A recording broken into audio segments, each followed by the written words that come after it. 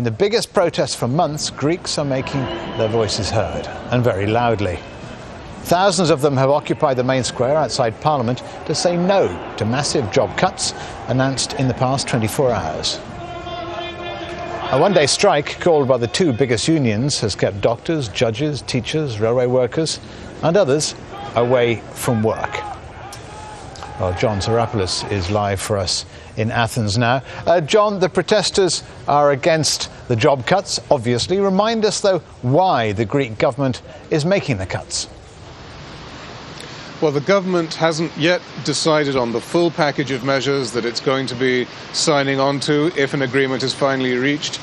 The coalition party leaders are going to be meeting at 9 p.m. local time tonight, which is a fairly late meeting, suggesting that, again, a lot of behind-the-scenes work has had to be done, tying up loose ends and putting together the very intricate package of interconnected pieces that forms this austerity and reform package.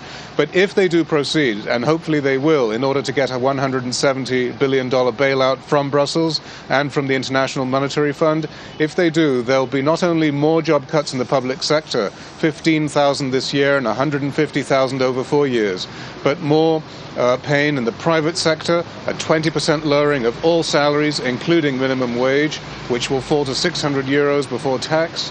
And then you're going to have also a drop in pensions, 14% drop to auxiliary pensions, which are supplementary to main pensions.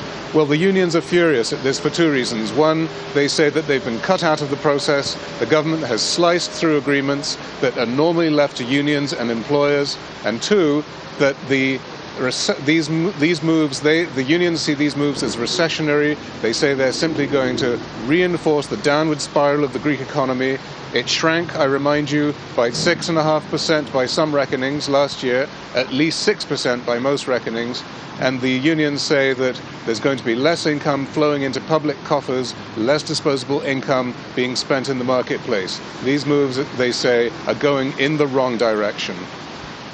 It's a crime against the country. 20% salary cut in the private sector has side effects. Apart from the money, it's going to affect family budgets. It means less money flowing into Social Security. In a matter of months, we're going to be faced with a lowering of main pensions.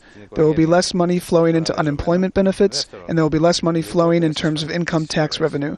So public coffers will have a self-inflicted cash shortage, and more austerity will be needed, meaning less disposable income and more recession.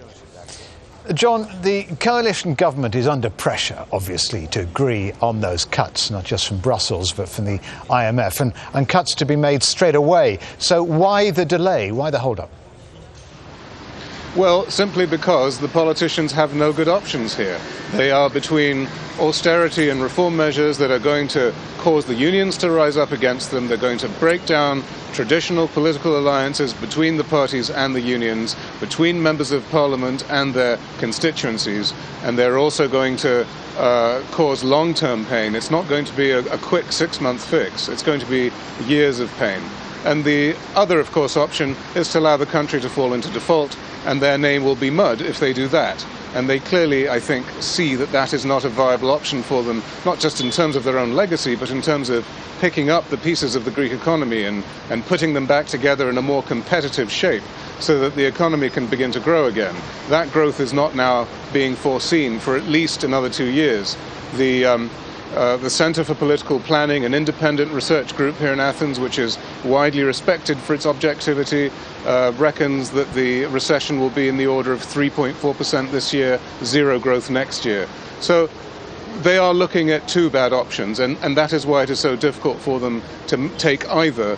And naturally, they're putting the pressure on the Troika and trying to come back with alternative proposals. And there is a very complicated process of parallel negotiations. The government in the middle, the parties supporting the government on one side, the Troika bankrolling the government on the other, and the government conducting parallel talks going back and forth. It's a time-consuming, difficult and fiddly process.